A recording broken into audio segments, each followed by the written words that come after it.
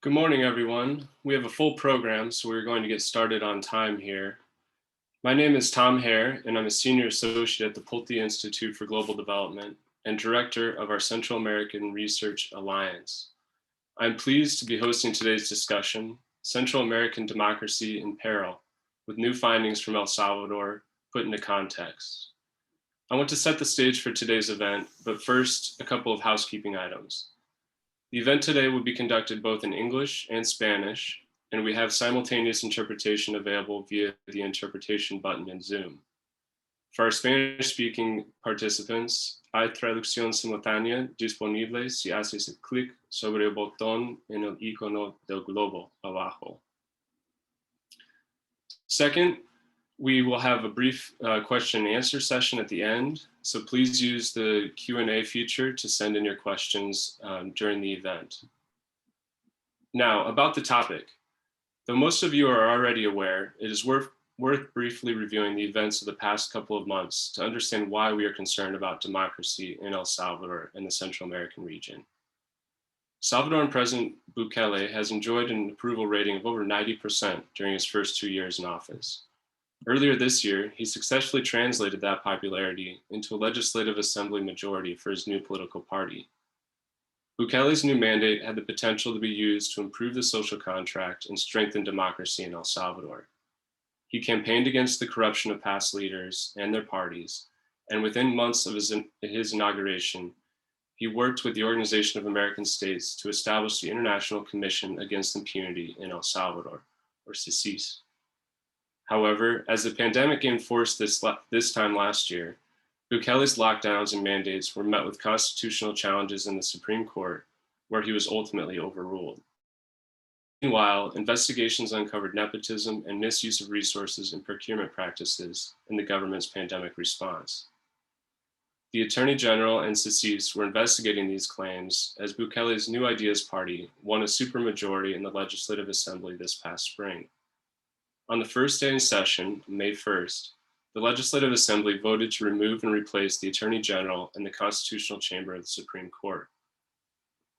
All removals ran afoul of the legal processes established in the Constitution to remove and replace these individuals. Subsequently, the new Attorney General reviewed the role of CICIG, leading to its closure. As we will hear, the University of Central America began its annual opinion poll shortly thereafter. The results offer a unique view of the events as they are unfolding. I'll leave it at that for now and let our colleagues pick up the story from there. We have a two-part program, which begins with our distinguished guests and Research Alliance members from the University Institute for Public Opinion at the University of Central America, or known as UCA, in San Salvador. We will then move to a panel discussion featuring our colleagues from Notre Dame to put those findings into context based on their own research. To launch our event, I will turn things over to Ray Offenheiser, the William J. Pulte Director of the Keough School's Pulte Institute for Global Development. Ray is no stranger to the challenges and opportunities in Central America, given his extensive career in international development and his work in the region.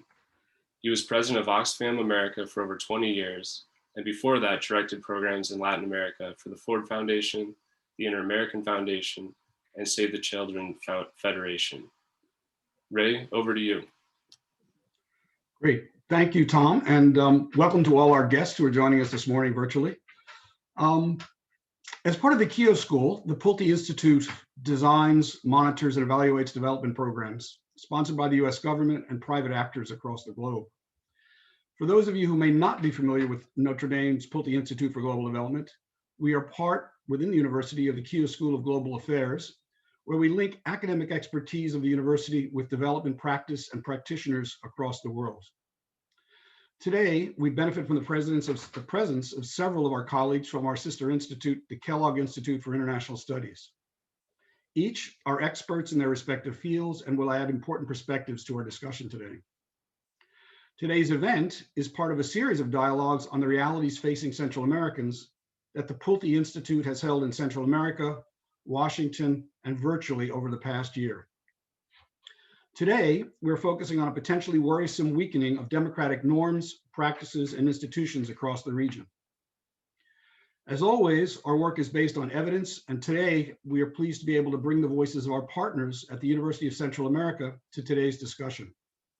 They bring decades of experience collecting and analyzing public opinion data from El Salvador and the wider region. You heard Tom a moment ago mention the Central America Research Alliance, or CARA, based in the Pulte Institute. CARA focuses on evidence-based advocacy and builds on years of research and collaborations within the Institute across the region. And through CARA, we at Pulte will continue to invest our time and talent in working with strong partners across the region to produce high-quality research and promote public discussions like this one on issues of critical importance to the nations and peoples of the region.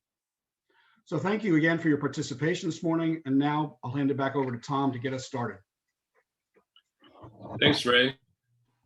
I don't want to take too much time with introductions, but we are fortunate to have a great panel today. More detail available on their bios at the event website, but I'll briefly introduce our first two panelists from the UCA and then our respondents from Notre Dame after. First, for over 10 years, Carmen has been a researcher with the Instituto Universitario de Opinión Pública, or UDOP, at the UCA. She specializes in studies about transparency, access to information, security, human rights, democracy, and social inclusion. Joining Carmen is Laura Andrade Cruz, director of UDOP at the UCA. Laura is a lawyer trained in political science methods. She also specializes in security, justice, elections, public confidence, and rights. So we're very fortunate to have their expertise with us today. Y gracias por acompañarnos, Carmen y Laura. Adelante, Carmen. Tiene usted la palabra. Gracias, Tom. Es para nosotros un honor poder presentar para ustedes en esta mañana y les agradecemos esta invitación. El tema del cual voy a estar compartiendo con ustedes es las creencias y percepciones asociadas al respaldo de los ciudadanos a las acciones que limitan la transparencia, que son posibles indicios de corrupción o que vulneran condiciones democráticas en nuestro país. Next slide, please. El objetivo de este análisis fue examinar los resultados de la encuesta del UDOP de evaluación del segundo año de gobierno, que recién se realizó hace poco, para establecer si algunas creencias, sentimientos y percepciones que tiene la población sobre el presidente Nayib Bukele pudieran estar asociadas al respaldo hacia acciones que limitan la transparencia, que dan indicios de corrupción o que vulneran condiciones democráticas. Next. Para esto planteamos dos hipótesis. La primera de ellas planteó que las creencias y percepciones favorables hacia el presidente podrían estar asociadas a algún nivel de permisividad o respaldo a acciones poco transparentes. En este sentido, cada una de las preguntas que ustedes ven enumeradas en las tablas corresponden a indicadores de estas dos variables, y con ellas se construyeron índices en escalas de 0 a 100 que vamos a ver posteriormente. En la primera variable de las creencias y percepciones favorables hacia el presidente, encontramos indicadores tales como la percepción de que él tiene un interés genuino en el pueblo, la sensación de cercanía entre las personas y el presidente, la confianza en él y en el contenido de sus publicaciones, la percepción de que el presidente es transparente y el sentimiento de haber sido beneficiado por el trabajo de este gobierno. Por otro lado, entre los indicadores de la segunda variable, que es el respaldo a acciones poco transparentes, tenemos el respaldo ciudadano a las siguientes acciones: a que un funcionario con apoyo popular contrate a amigos y familiares en puestos de su gobierno, a que los funcionarios de gobierno compren servicios o productos a empresas de sus amigos y sus familiares, a que la población no tenga información sobre las compras que se hacen con fondos públicos, a que el actual gobierno no permita conocer cuáles han sido los gastos en insumos para COVID-19. Asimismo, el respaldo a que el presidente esté nombrando amigos y familiares en puestos importantes de su gobierno. Y finalmente, el respaldo a que se haya bloqueado el acceso a la información que podría haber servido para identificar actos de corrupción en la actual gestión. Next slide, please. Lo que vemos ahora son los resultados que nos sirvieron para poder sustentar esta primera hipótesis. En la primera columna observamos que se han conformado 4 distintos grupos a partir de los resultados que obtuvo la población en el índice de percepciones favorables hacia el presidente. En este caso, un índice de un promedio cercano a 0, en este índice indicaría percepciones muy desfavorables del presidente, mientras que un valor promedio en este índice cercano a 100 indica las percepciones más favorables hacia él. Podemos ver entonces que hay 4 grupos. En la primera fila, para poner como ejemplo de las menos favorables, observamos al grupo que tiene un promedio entre 0 y 40 en este índice y que por tanto lo hemos denominado el grupo que tiene un nivel muy bajo de percepciones favorables del presidente. Y en cambio, en el otro extremo, en la última fila, observamos aquel grupo que tiene un puntaje entre 81 y 100 en este índice y que por tanto hemos denominado que es el grupo que tiene un nivel muy alto de percepciones favorables sobre el presidente. Y es en ellos en quienes vamos a centrar este análisis, contrastándolos con el resto de grupos. Lo que podemos observar en las siguientes columnas son los indicadores de la primera variable, 3 de ellos en concreto que se refieren a indicios de corrupción en general. Es decir, eran ítems que medían respaldo hacia indicios de corrupción de cualquier gobierno. No estábamos hablando en concreto de esta gestión. Y lo que podemos observar es en la última fila de este cuadro que el grupo que tiene el nivel más alto de percepciones favorables del presidente coincide en exhibir los promedios más altos de respaldo a que un funcionario que tiene apoyo popular contrate amigos y familiares en su gobierno, de respaldo a que funcionarios de gobierno compren servicios o productos a sus amigos y familiares, y de respaldo a que la población no tenga información sobre las compras que se hacen con fondos públicos. Si bien este último indicador fue bajo en general en la población, es más alto de todas maneras entre aquellos que tienen percepciones favorables del presidente. Cuando nosotros conjugamos estos 3 indicadores para construir un índice, y es la columna que ven al final, también observamos que este grupo con percepciones favorables es el que tiene un promedio más alto, que de hecho duplica al grupo de percepciones menos favorables, en el respaldo hacia acciones poco transparentes en general. Next slide, please. En el siguiente grupo de indicadores de esta hipótesis vemos una tendencia similar.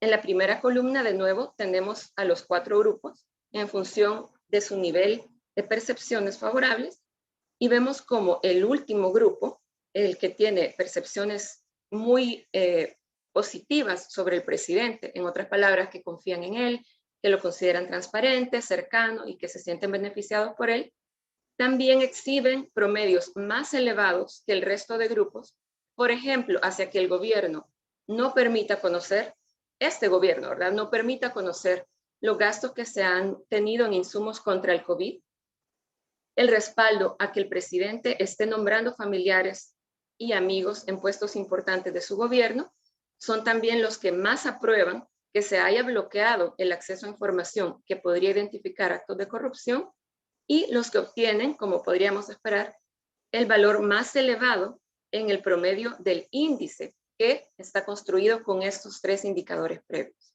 De hecho, está cerca de triplicar al promedio de respaldo a estas acciones que presentan el primer grupo que ustedes ven ahí, que tiene un muy bajo nivel de percepciones favorables. Por lo tanto, con respecto a esta hipótesis, los datos nos permiten constatar que estas percepciones favorables parecen estar vinculadas a cierta permisividad hacia las acciones poco transparentes e indicios de corrupción, tanto en general como en el actual gobierno. Next slide, please. Pasando a la segunda y última hipótesis, esta planteaba que las creencias y percepciones favorables también podrían estar vinculadas a otro tipo de respaldo, igual de preocupante, que es hacia las acciones que están ocurriendo actualmente y que vulneran condiciones democráticas en el país. Como podemos ver, los indicadores de la primera variable son exactamente los mismos que en el caso de la primera hipótesis. Y en el caso del respaldo hacia acciones que vulneran condiciones democráticas, tenemos las siguientes. Descalificar y despreciar a un ciudadano que critique al gobierno, destituir a magistrados de la Sala de lo Constitucional,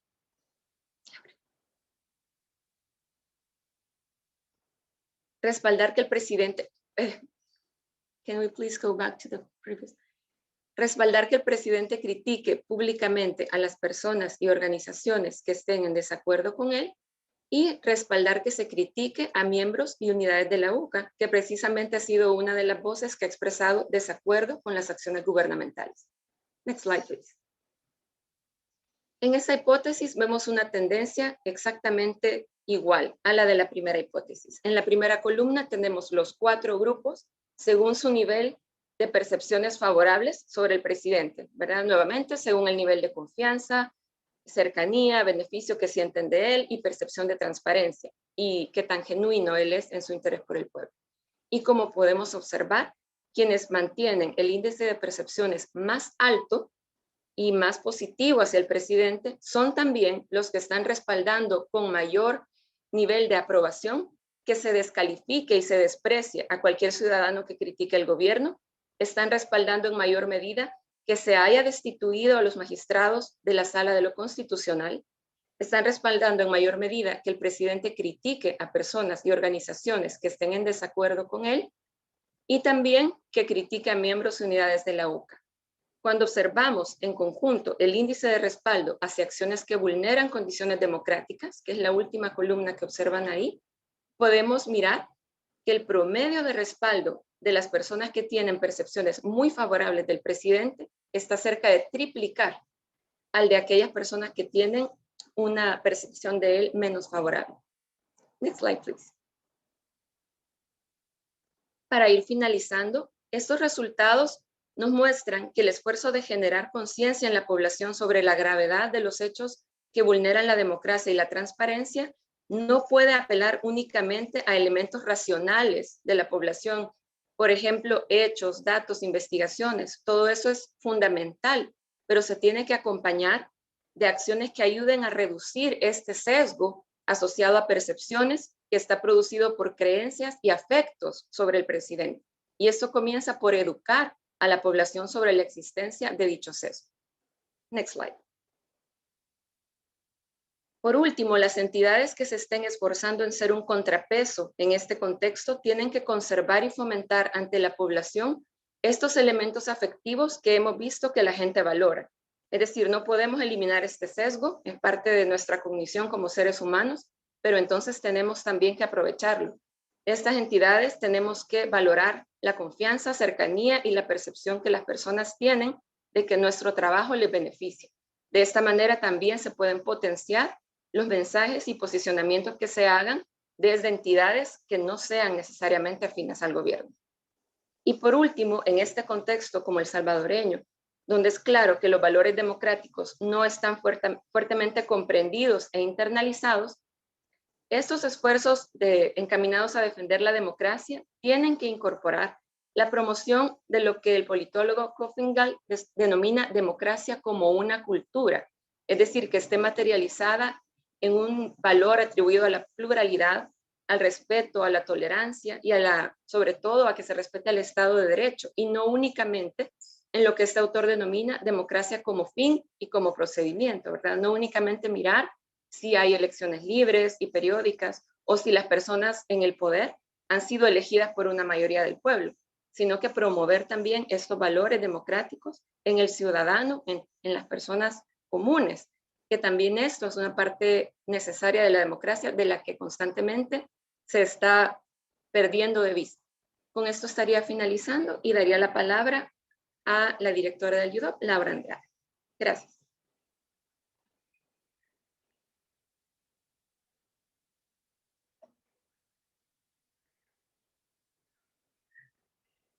Siguiente, por favor.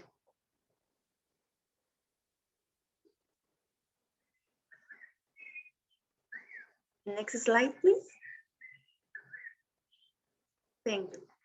Antes de iniciar, quiero dar un agradecimiento al Pew Institute en nombre de todo el equipo del Instituto Universitario de Opinión Pública por brindarnos este espacio que nos ofrece la oportunidad de ampliar la diseminación de resultados y del análisis de nuestras investigaciones. En esta sección realizaré un breve análisis de los resultados en materia de migración de nuestro más reciente estudio de opinión pública llevado a cabo entre el 15 y el 24 de mayo de este año. Next slide.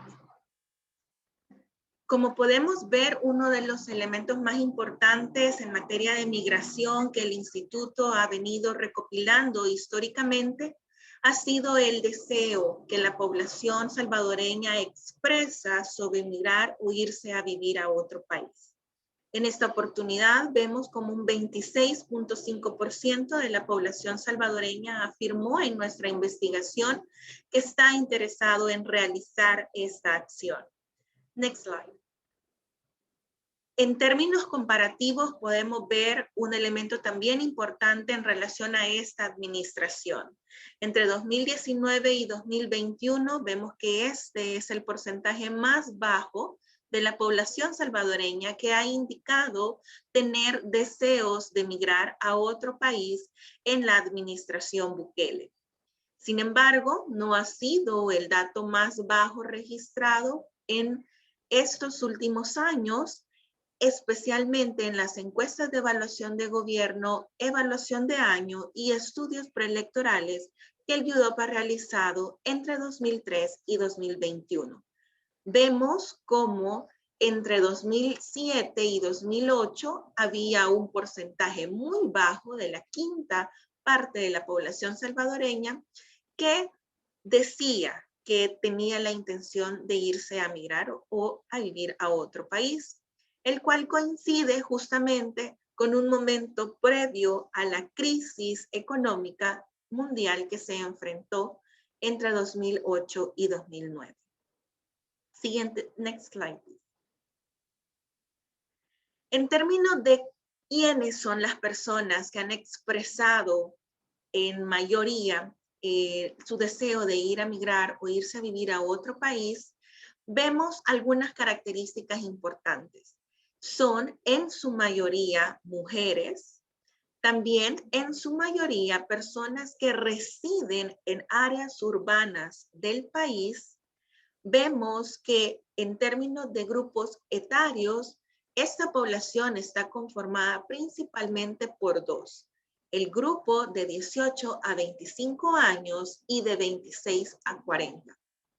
También identificamos en términos del nivel educativo que gozan estas personas que la mayoría se concentra en el bachillerato. También advertimos que aunque tienen un trabajo o han expresado en este estudio de opinión tener un trabajo, es este grupo el que en su mayoría ha expresado esta situación. Pero también la quinta parte del grupo que desea migrar o irse a vivir a otro país ha declarado no tener empleo y por lo tanto estar buscándolo activamente aquí en el país. En términos de ubicación, vemos una concentración importante tanto en el occidente como en el centro del país. Así como también vemos una situación muy peculiar en términos de cómo están conformados sus núcleos familiares. Vemos que la gran parte de este grupo de la población tiene alrededor de un grupo familiar conformado entre 3 a 5 personas. Pero, ¿qué sucede cuando nosotros consultamos esta misma pregunta, ese mismo interés, pero vinculado a la reducción de las condiciones democráticas aquí en el país? Next slide, please. Vemos en este caso cuáles son las razones por las cuales la población salvadoreña ha expresado en los distintos estudios de opinión el por qué justifican esta respuesta de migrar. Vemos que en su conjunto la mayoría de las respuestas está vinculada con alguna situación relacionada a la mejora de su economía familiar. Next slide, please. En términos comparativos, englobando todas las opiniones vinculadas a la mejora de la economía familiar, o encontrar un empleo o mejorar sus ingresos, alcanzan más de la mitad de las respuestas, mientras que las respuestas vinculadas a materia de seguridad relacionadas con las pandillas, la inseguridad y la violencia registran solo un 12.5%. Y otro tipo de respuestas relacionadas con la mejora de un acceso a calidad de educación registran un 6.9% en términos comparativos. Siguiente slide. Next slide, please. Gracias. Como les decía anteriormente, ¿qué sucede cuando consultamos en un caso hipotético si las condiciones democráticas aquí en El Salvador, como la libertad de expresión, la libertad de información y la libertad de prensa, pudiesen verse comprometidas? ¿Y cuál sería la posibilidad de los salvadoreños de emigrar o irse a vivir a otro país? Vemos aquí como casi se duplica la proporción de personas que expresan que si estas condiciones empeoraran en El Salvador, su interés por irse a vivir a otro país sería afirmativo. En este caso vemos un elemento importante. Next slide, please. Que el perfil de las personas que han expresado esta situación es muy similar al que veíamos anteriormente. Son personas que están conformadas mayoritariamente por mujeres, que también son personas que residen en las áreas urbanas del país, que también están entre los grupos etarios de 18 a 25 y de 26 a 40 años, que también tienen estudios universitarios, que también se encuentran trabajando según esta investigación, también están ubicadas especialmente en los sectores de Occidente y el centro de San Salvador, y cuyos grupos familiares están conformados entre 3 a 5 personas. Pero aquí, ¿cuáles son las situaciones que vemos a partir del análisis de los resultados? En primer lugar, vemos cómo con certeza 2 de cada 10 salvadoreños está firmemente consciente de su decisión o su deseo de emigrar o irse a vivir a otro país. Y también que confirman esta situación si hubieran restricciones democráticas a la libertad de prensa, de información y de expresión aquí en el país. También vemos que en términos de su evaluación a esa administración, hay diferencias importantes en las que hay una variación sustantiva de cómo la gente califica tanto al gobierno central como al presidente Nayib Bukele. Vemos que en términos generales, en este estudio de opinión, la nota que registró el actual gobierno fue de 8.51, mientras que el presidente registra una nota de 8.70. Pero el grupo que coincidentemente responde que desea irse a emigrar a otro país, independientemente de cómo esté la situación en el país, y que confirma esta posición si las condiciones democráticas empeoraran, reducen de forma importante la calificación que le brindan al gobierno central.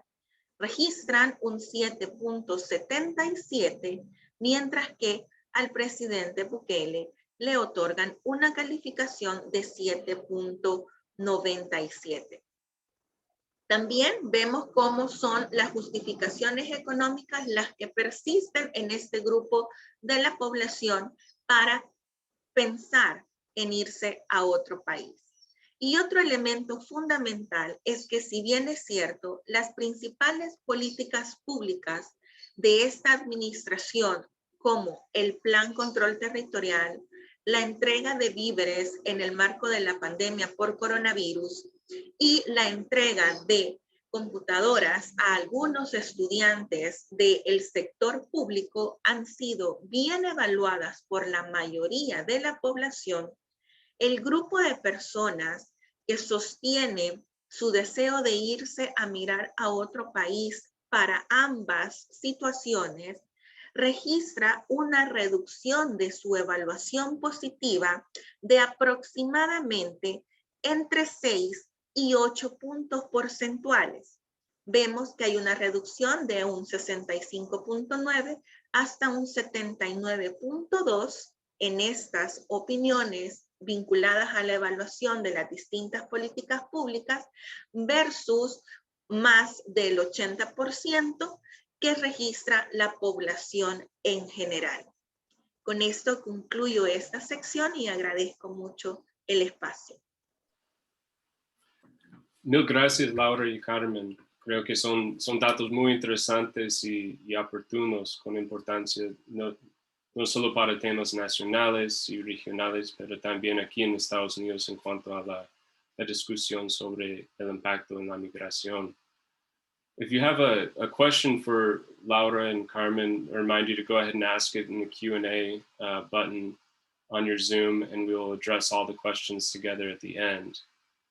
Because now we're going to switch over to our colleagues here at Notre Dame to share their insights on these findings and what this might mean for the region. I'm going to give a brief bio for each of them now, and then we'll hear from each one of them in turn. First up, we have Michael Coppage. He's one of the principal investigators for the Varieties of Democracy, or VDEM project, which has measured hundreds of attributes of democracy and governance for most countries since 1900. At the University of Notre Dame, he's professor of political science and a faculty fellow of the Kellogg Institute for International Studies. Then we will hear from Abby Cordova, who is an associate professor of global affairs in the Keough School of Global Affairs at the university, and a concurrent member in the Department of Political Science. She is also a faculty fellow of the Kellogg Institute for International Studies and a faculty affiliate of the Notre Dame Violence and Transitional Justice Lab. Finally, Scott Mainwaring is Eugene and Helen Conley Professor of Political Science at the University of Notre Dame. His research and teaching focuses on democratization and authoritarianism, political parties and party systems, and Latin American politics. He is also a faculty fellow and former director of the Kellogg Institute for International Studies. It's a great lineup, so let's get started with Michael. Over to you. Thanks, Tom. I wanted to first ask whether most of our audience is in El Salvador or in the US. Currently, it looks like a mix of both, but probably more US. Okay, all right, I'll speak English then. All right, well, first I want to begin by thanking the team at the UCA for this really informative survey that shows really interesting results.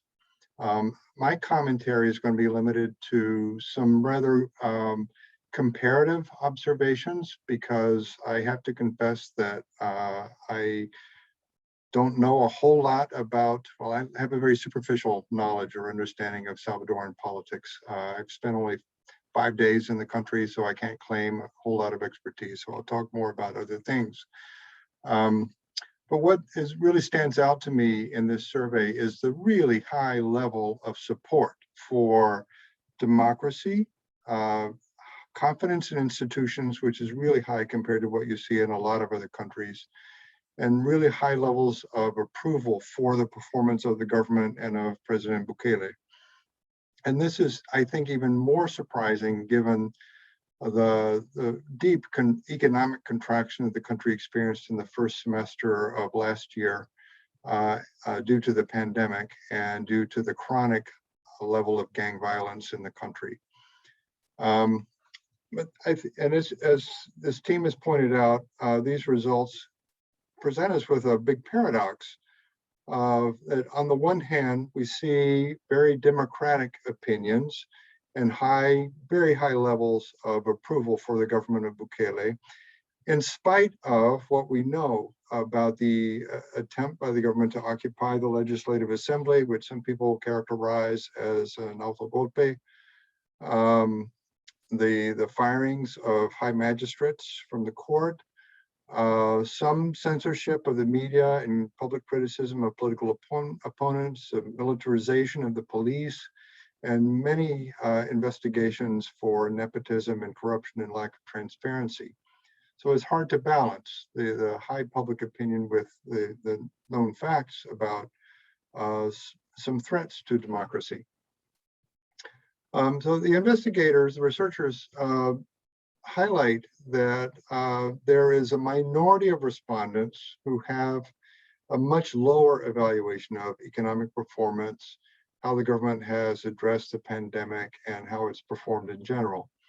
And this leads me to ask, which scenario best characterizes the reality in El Salvador these days? Is it that respondents' evaluations of the economy, of healthcare, of corruption, of personal security, and respect for democracy influence evaluations of the government and the president?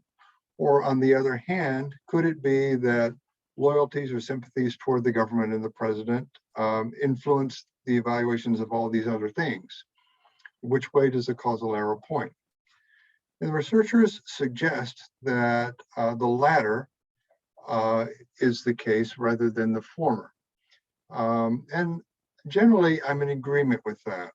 This is a phenomenon that at one point was surprising, but now we've seen it in so many places that it's pretty well known that as political polarization increases, voters are pressed to identify themselves with opposing camps in society, and the pressures of solidarity with their group, with their tribe, with their political affiliation leads them to filter information and to color their perception. It colors their perceptions, including evaluations of government and its performance. And tragically, this phenomenon affects even evaluations about democracy. There are authoritarian populists in the world who have learned that they can undermine democratic institutions as long as they're saying that they're doing it in the name of democracy. And we have seen this tactic carried out by Fujimori in Peru, by Chavez in Venezuela, by Orbán in Hungary, and Erdogan in Turkey, and by Trump in the United States. But the idea that political sympathies filter and color perceptions of reality doesn't really tell us which camp practices this distortion of reality in a greater degree. It would be very easy to conclude that the majority of Salvadorans and North Americans don't have only a superficial understanding of what democracy is. And that if they want to give their president, if they feel inclined to give their support to a president who distributes food baskets and constructs a hospital to address COVID and manages to acquire more vaccine than Honduras does, and he lowers the murder rate, well, then these people are all too ready to believe promises from the president that he is the defender of democracy, and to not pay much attention to disrespect for the rules of the democratic game. But what occurs to me is that it's also possible, well, first, I believe that what I just described is true. In fact, the supporters of the government are inclined to believe that Bukele's actions are consistent with democracy.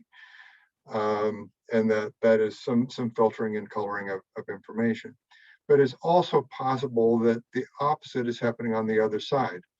That people who are never inclined to support Bukele also filter information and color reality to some degree in the other direction, that they might minimize social achievements of this government. They might not be willing to grant that there's a need to be institutionally flexible during a historic health crisis in the country, that they may spend all their attention criticizing the threats to democratic institutions, which are real, and not recognize that there are some democratic institutions that remain, such as multi-party competition, elected government, and some other aspects of democracy.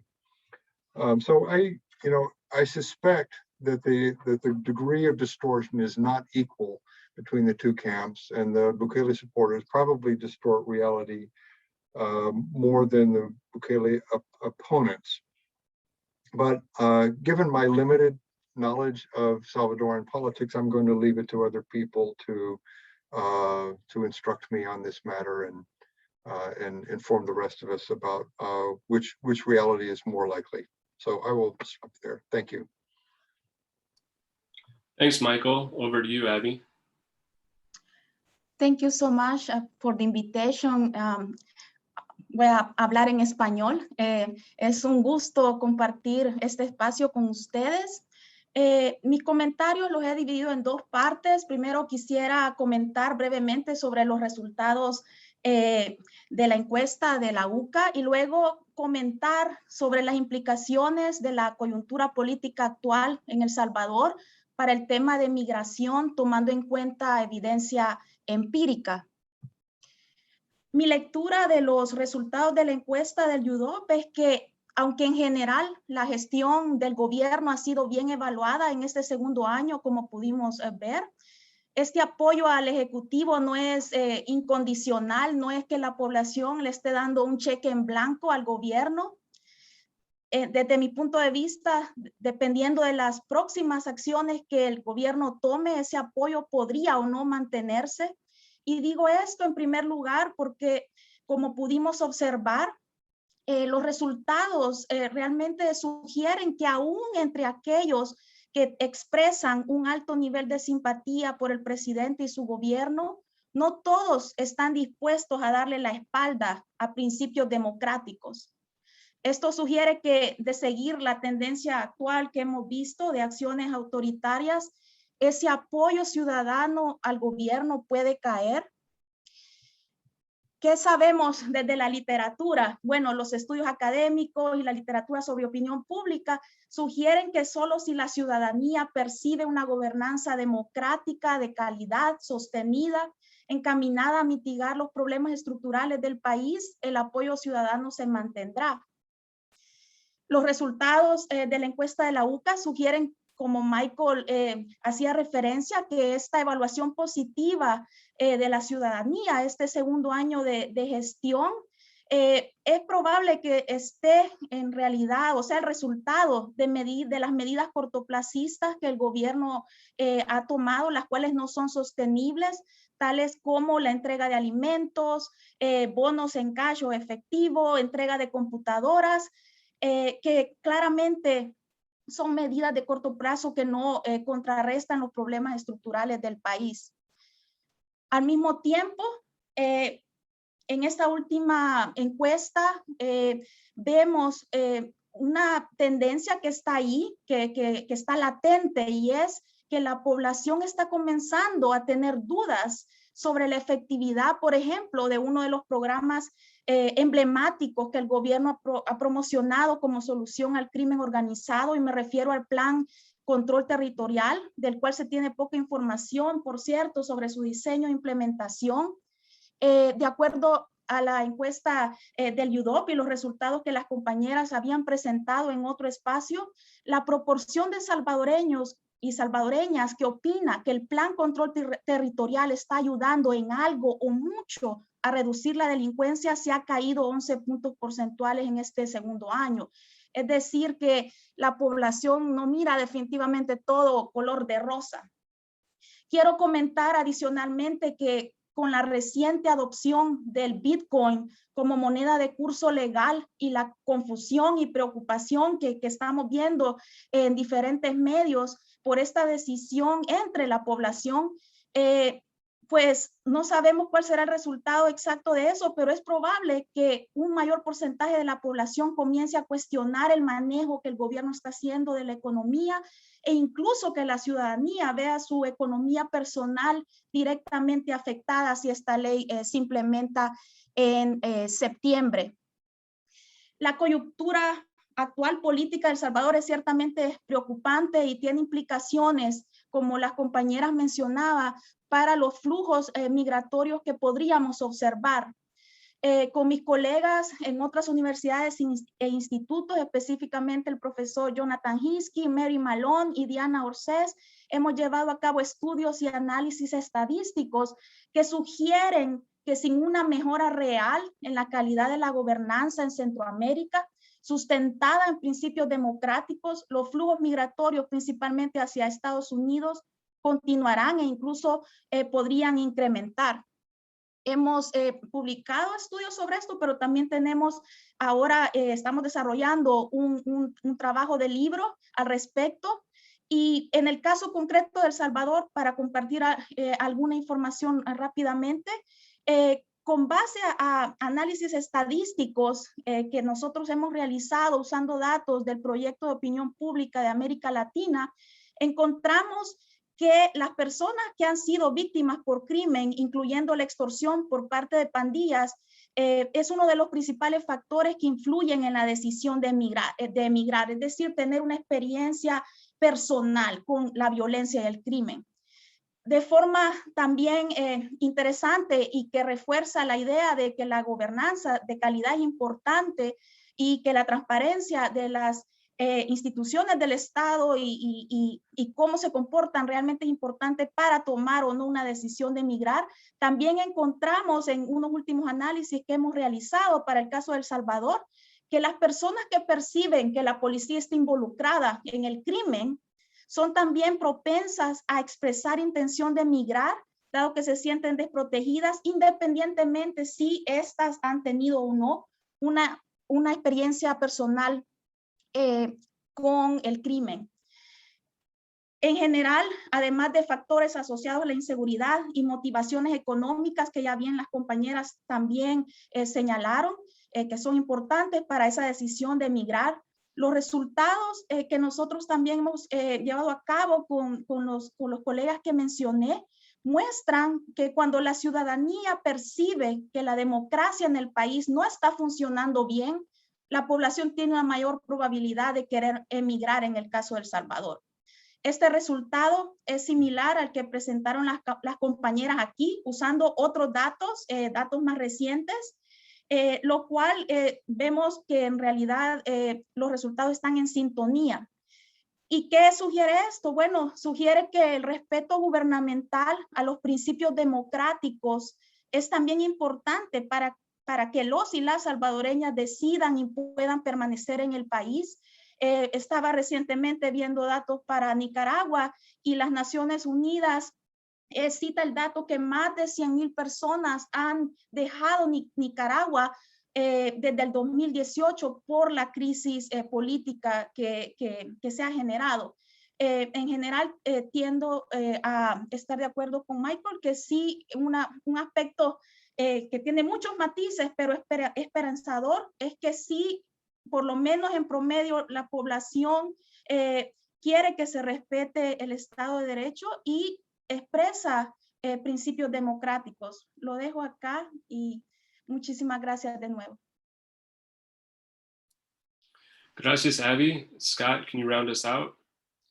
I will do that. Thank you. I'm afraid I will, I hate to do this, but I'll probably be the most, in some respects, the most pessimistic of the three people here at Notre Dame. I'm going to talk briefly about what I think the very interesting survey results tell us about the probability of a successful continuation of an erosion of democracy at the hands of the executive. So some of you know this, but since the end of the Cold War, the most common route to democratic breakdowns has been gradual executive suffocations of democracy. This has been the path in Nicaragua and Venezuela, and borderline cases would include Bolivia under Morales, Ecuador under Correa, and obviously cases such as Turkey under Erdogan and Russia under Putin. And so in light of this, the fact that this has become the most common route to democratic breakdowns, I read the survey results from our colleagues from UCA with both great interest and great concern. The really good news from one perspective is that Salvadorans really like this government and like this president, but that is also really bad news about people who are concerned about democracy. So I'd just like to talk a little bit more about, what are the conditions that make democratic breakdowns via executive suffocation of democracy more feasible, more easier or more difficult. Well, for a necessary condition for this path for democratic breakdown via executive suffocation is that the president really want to engage in this process. And I think we have unequivocal evidence now that this is the case with Bukele, unequivocal evidence at least that we don't know how far he wants to go, but we have unequivocal evidence that he is willing to go pretty far down the path of eroding democracy. The May 1st dismissal of the Supreme Court and of the Attorney General, I think, is the most powerful evidence. When you get rid of your judicial system, you have eliminated the most important one of the most important ways of constraining executive takeovers of democracy. What Bukele tweeted after he did this was, the people didn't elect us to negotiate.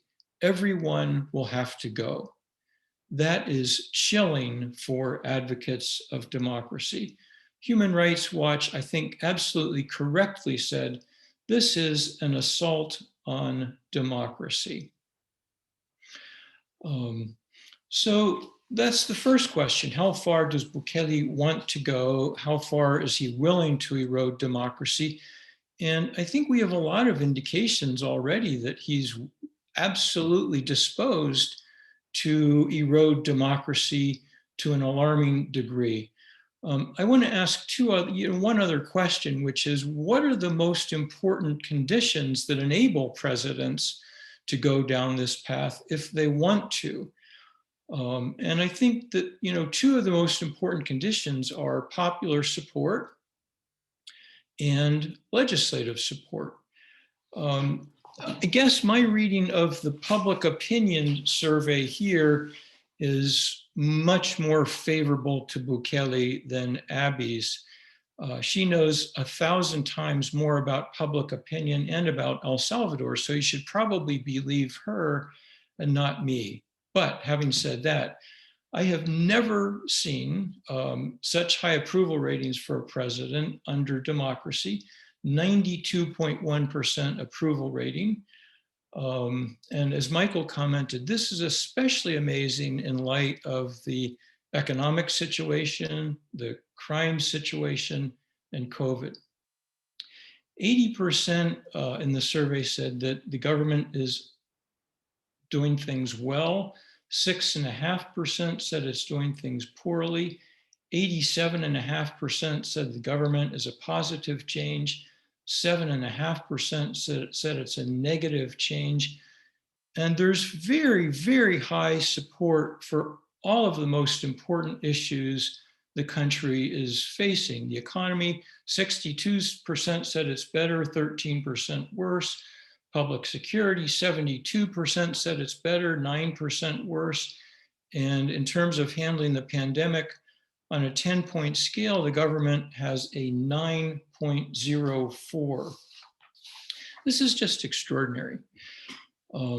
So the other thing that, once the courts have been captured, and I think that that has happened as of May 1st, another thing that you really want to look at is, who else is in a pretty good position to potentially control the president? The legislature is the obvious answer. Well, in the elections earlier this year, Bukele's party, running for the first time ever in legislative elections, won 56 of 84 seats. The opposition, which is only 28 seats, is fragmented. Some of those smaller parties support Bukele. It's just really hard to imagine, that the legislature is going to put many or any meaningful constraints on the executive. I mean, my own reading about this, I'd like to be wrong, but I think the internal capacity to stop a continuation of this path toward democratic erosion is almost non-existent. International actors, we have to think about them too. They can put minimal constraints on what Bukele can do in terms of democratic erosion. I think clearly the Biden administration is dismayed about the court takeover in May. But what the US can do, I think we've seen over the last 20 years, typically the US is pretty limited in how much it can contain an executive takeover. I still think that the Biden administration is right to object. And I guess the only other thing that, that if I were thinking about what the opposition should do, based on the excellent work by Laura Gamboa on how oppositions can try to minimize democratic erosions under presidents with hegemonic aspirations, I would say that the best opposition strategy is probably institutional and non-radical strategies, because the opposite can fuel the perception that the president is absolutely justified in his attempts to get rid of the opposition. Anyhow, I'd love to end on a more optimistic note, but I think that the conditions for stopping Bukele are very, very, very fragile. Thank you very much, Scott. And thank you all for your great insights. We've nearly come to the end of our time, which is great because it was full of a lot of great information and analysis, but we do want to take a couple of minutes to address just a couple of the many great questions that have come in. And the Q&A will be moderated by Clara Villatoro, who is a current master's student in the Keough School of Global Affairs at Notre Dame and a former journalist in El Salvador. Clara, you're up. Thank you, Tom. We have a few questions, and I think most of them are for our colleagues from UCA. So Laura and Carmen, Mark Snyder pregunta, ¿qué más podría hacer los Estados Unidos solo o junto con otros países de la región y la Unión Europea, junto con otras organizaciones multilaterales, para convencer al presidente Bukele a regresar a las normas constitucionales, especialmente relacionadas a la independencia judicial? Voy a leer otra pregunta de una sola vez y ustedes pueden contestar dado el tiempo que tenemos. Y luego la otra pregunta que tenemos es por Sean Callahan, y el primero dice, buena presentación, muchas gracias. Y él pregunta, bueno, ustedes describieron las razones por las que la gente se va y la importancia de la confianza o desconfianza en la democracia. ¿Cuáles serían las causas o factores principales que llevan a la gente a querer quedarse? ¿Y cómo pueden abordarse estos factores para animarles a quedarse?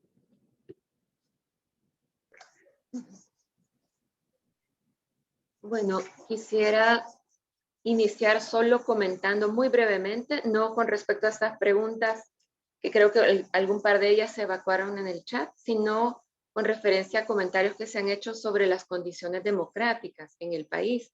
Y creo que hay una impresión, quizás es más una impresión que una realidad, de que hay actitudes de respaldo democrático muy fuertes, porque es claro, y lo hemos visto también en un estudio comparativo de 2019 con 2020, que estas actitudes democráticas no están tan fuertemente internalizadas.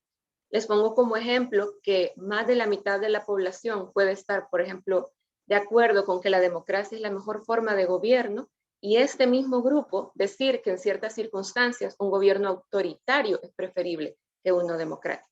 O estamos viendo en la encuesta más reciente que 9 de cada 10 personas se posiciona a favor de la libertad de expresión, pero al mismo tiempo una gran mayoría está diciendo que están de acuerdo con que se critique y se desprestigie a quienes no sean afines a la postura del gobierno. Entonces, estas inconsistencias demuestran que hay una comprensión incompleta de lo que significa respaldar la democracia, que hay valores democráticos que no están tan fuertemente internalizados en las personas, y más aún, que pueden estar de acuerdo con condiciones democráticas en general, cuando se habla de la democracia como forma de gobierno o de alguna condición específica como la libertad de expresión, que los gobernantes se ciñan a la Constitución y la ley, pero cuando este gobierno que goza de popularidad ataca o va en contra de estas condiciones democráticas, no hay ese mismo nivel de indignación o de comprensión de que se están vulnerando condiciones que ellos mismos han dicho que respaldan. Entonces también es como para poner en la balanza, ¿verdad? Que ese respaldo es a veces más hipotético que real y que no siempre un nivel de, digamos, de una opinión muy marcada a favor de la democracia en el vacío, digamos, o de democracia entendida como elecciones, democracia entendida como que las personas que están en el gobierno, nosotros los hemos elegido y por tanto estamos en democracia. Eso sí, pero creo yo que cuando vemos estos resultados, la democracia entendida como respeto a las opiniones disidentes, ¿verdad? Democracia entendida como que un gobernante no puede arremeter contra quien no está de acuerdo con él, o democracia entendida con que no se pueden desmantelar las instituciones de contrapeso. Ese nivel de comprensión y de respaldo a la democracia no lo estamos viendo. Entonces también para tener en cuenta en cuanto a preocupaciones sobre la democracia, que el tema de valores democráticos está realmente bastante débil, según nuestras mediciones más recientes. Gracias. Bueno, quizás antes que nada, muchísimas gracias a Sean, Mark y David por las interacciones que han planteado en el chat. Trataré de dar algunas pistas para responder las distintas interrogantes. Quizás en primer lugar, también abonado a lo que ya Carmen mencionaba, tenemos claro que diversa literatura alude al hecho que existe cierta influencia entre el deseo de la población a la certeza y a la estabilidad frente a la necesidad de respaldar este tipo de medidas autoritarias que en consecuencia se traducen en un apoyo que se termina configurando como acciones que irremediablemente van a trastocar los pilares democráticos, ¿verdad? Y definitivamente consideramos que la pandemia a partir del coronavirus representa la antítesis, ¿verdad? Incertidumbre, preocupación, y esta administración ha desplegado sin duda una estrategia mediática bastante amplia, proselitista de forma permanente de 2019, que le ha permitido generar esta noción en la gente. En relación a las consultas vinculadas con cuáles son los factores que podríamos mencionar que hacen que la gente desee irse o desee quedarse, definitivamente requerimos de un estudio específico y profundo sobre esta situación, ¿verdad? Vemos que los grupos poblacionales son bastante amplios, de 18 a 40 años, que están enfocados en esa decisión, no solo porque pueden empeorar estos pilares en El Salvador, sino porque hay una sensación de preocupación vinculada a la situación económica de la familia, ¿verdad? Pero definitivamente las peculiaridades que mueven tanto a jóvenes o a mayores, ¿verdad? O a personas que están económicamente activas y que poseen un trabajo, probablemente hay muchas diferencias importantes en este grupo. En relación también a el comentario que hacía el doctor Scott, definitivamente coincido en que existe una ausencia total de fortalecer la institucionalidad en el país, ¿verdad? Vemos que los avances en términos de profesionalizar y impulsar la imparcialidad en el trabajo de las instituciones públicas ha sido uno de los principales retrocesos a partir de, como comentaba el doctor Scott, el gane o la cooptación de la Asamblea Legislativa por el partido oficial y por tanto también con las modificaciones que se están haciendo justamente entre ayer y ahora para la elección de una nueva Corte Suprema de Justicia, ¿verdad? En donde evidentemente no solo hay un desconocimiento de parte de las autoridades en el legislativo para seguir un proceso claro y definido, sino también la negligencia con la cual se ha realizado este proceso que infringe evidentemente normas preestablecidas. Y finalmente, en términos de las limitantes que de por sí tienen los actores externos para poder, como mencionaban, minimizar el impacto de esta fractura y de este deterioro democrático, también están en el escenario, ¿verdad?, de una estrategia geopolítica en la que la posición estadounidense también está duramente, digamos, vinculada o relacionada o incluso cuestionada frente a las estrategias que ya de por sí China y Rusia están implementando en la región, ¿verdad? Que creo que son piezas que van más allá de lo que la población salvadoreña puede comprender y pudiese obtener información fiable y clara. Nos quedaríamos hasta acá con nuestros comentarios, Tom. Muchas gracias, Laura y Carmen, y en general a todo el trabajo que han hecho de parte del UDOP como Pulte Institute. Estamos muy agradecidos también por su participación y por compartir con nosotros toda la información y la investigación que están haciendo en El Salvador. Así que, back to you, Tom. Many thanks, Clara. And sorry we didn't have time to address all the great questions that have come in and some of our own questions. I know we could go on all day with this great discussion, and we will try to keep the conversation going.